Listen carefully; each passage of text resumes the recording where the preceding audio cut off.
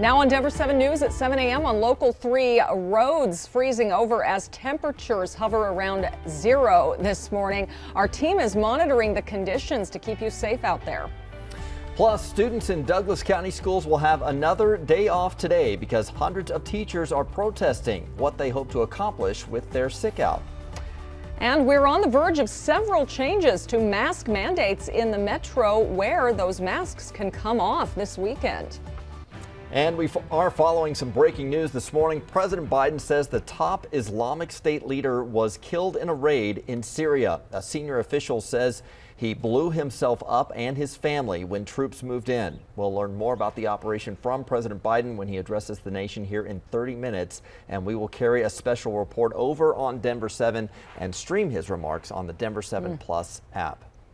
Thanks for joining us this morning. I'm Brian Sanders. And I'm Nicole Brady. A lot happening, but it is a Denver 7 Weather Action Day, and it is so cold outside. Meteorologist Lisa Hidalgo is keeping an eye on the forecast. We'll get to Jason and Veronica with a look at how the cold is affecting the roads. But Lisa, right now, those wind chills are just unbelievable. Yeah, they're a little brutal. Here's what it looks like outside right now. 5 degrees below 0 right now. That's the current temperature. Feels like 18 below. We do have some wind chill advisories in place. You're going to find a feels like temp of about 15 to near 30 degrees below 0 this morning. And again, these are the temperatures right now in Firestone, 10 below, same thing there in Littleton.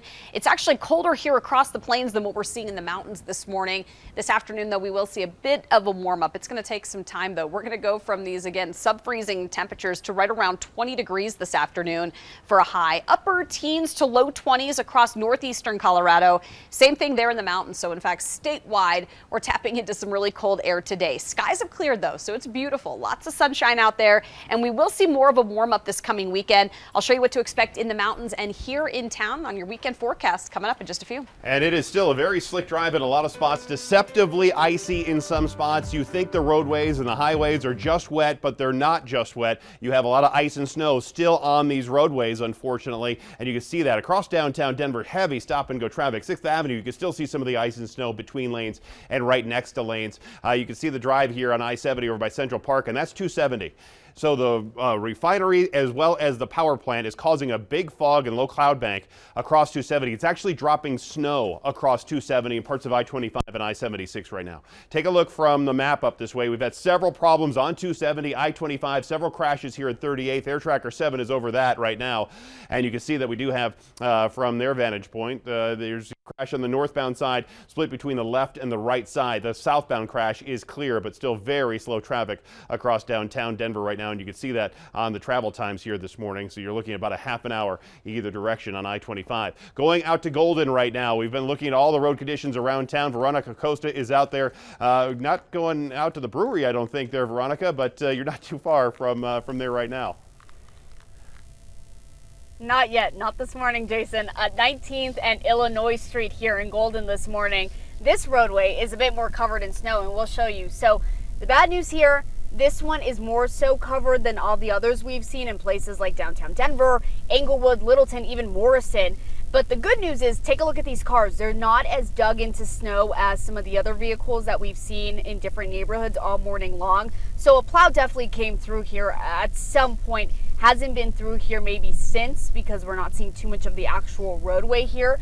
It's the tiniest bit slick, but I wouldn't say it's too bad, mainly because we're not seeing it's too wet. Instead, we're seeing it's snow covered. But off to the sides, take a look. A good amount of snow there, not too many vehicles here. We did take a bit of the major roadway to get to Golden from Morrison, and those roadways, they're doing pretty well. They're not so snow covered as some of these smaller streets are. They are a tiny bit wet, so what you're going to have to watch out for this morning is making sure that you're careful and slow just in case you hit some of that ice. We're going to keep driving through Golden and keep you updated here in about 30 minutes or so on those road conditions. We're in Golden this morning. I'm Veronica Acosta, Denver 7. Sounds pretty crunchy where she is. All right, thank you, Veronica. Well, states from Maine all the way down to Texas are in the path of this same winter storm. Nearly 30,000 power outages are reported across Texas and Oklahoma as temperatures there plunged into the teens. It's also making a mess on the roads. Tractor trailers jackknifed on a highway in Missouri and careened off an overpass in Indiana. Officials in Oklahoma are investigating if icy conditions are to blame for this train derailment. We have some breaking news. There's a SWAT situation at a hotel in Aurora right now, and our crew is providing us with this live picture of the scene there, or this video, I should say. There was a call overnight that there was a man with a gun at the Extended Stay America Hotel off East Harvard. Officials haven't been able to make contact with the person in the room connected with that report yet. They do have nearby rooms evacuated to make sure everyone is safe out there. We'll let you know if this resolves.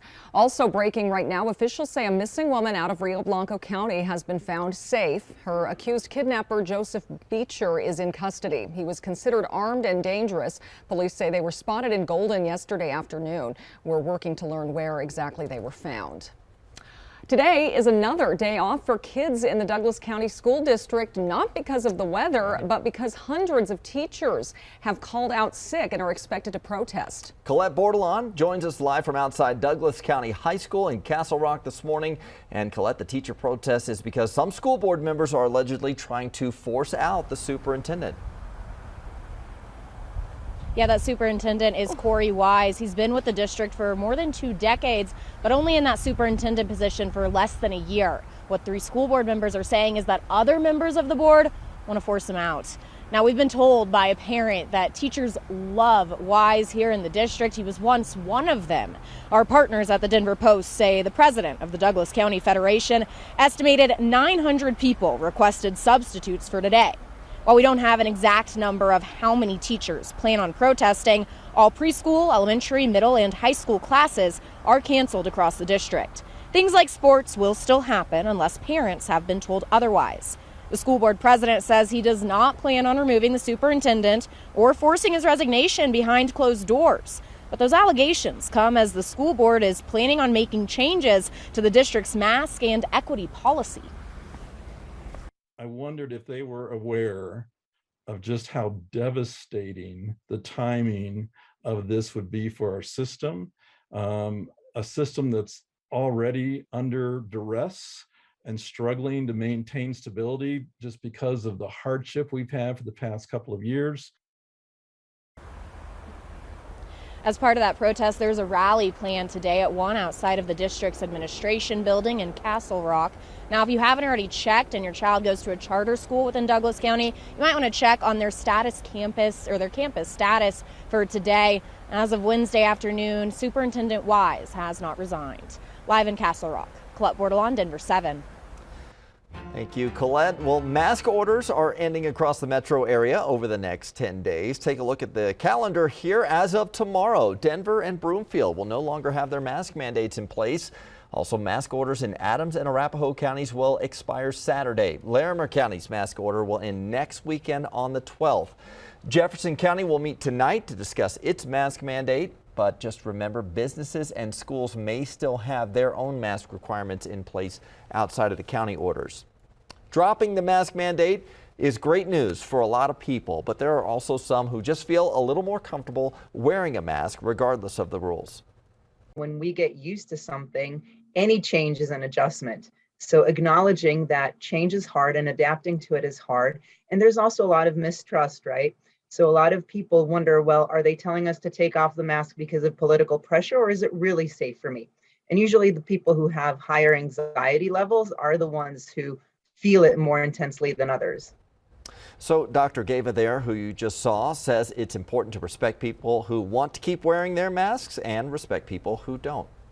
Changes for mask policies come as COVID cases continue to decline. Skyridge Medical Center in Lone Tree shared some good news with us. We're starting to see a drop in the number of COVID patients in the hospital, and we are very grateful that the number of employees who are out sick is on the decline. So this is a really bright spot, a little bit of optimism. Officials say they're hoping to get past this peak of hospitalizations and get to a new normal. Well, Black history is Colorado history. That's the lesson one museum curator is hoping to teach Coloradans this February with a new statewide project. History Colorado recently received a $50,000 grant to create an African-American heritage trail. The trail will use local histories from across the state to highlight sites significant to Black history. Curator Dexter Nelson II says this will not be your traditional trail. We're trying to, take advantage of technology and utilize phones, so actually have the trail live as a digital application. but also communicates to actual physical sites you can go to. Nelson says the project will utilize volunteer regional ambassadors across the state to help document important places and stories. A proposal to bring more equity to the college admissions process, and national leaders are following a rule already in place here in Colorado. Also, big changes to the Broncos staff. Details on the supporting cast new head coach Nathaniel Hackett is bringing to Denver.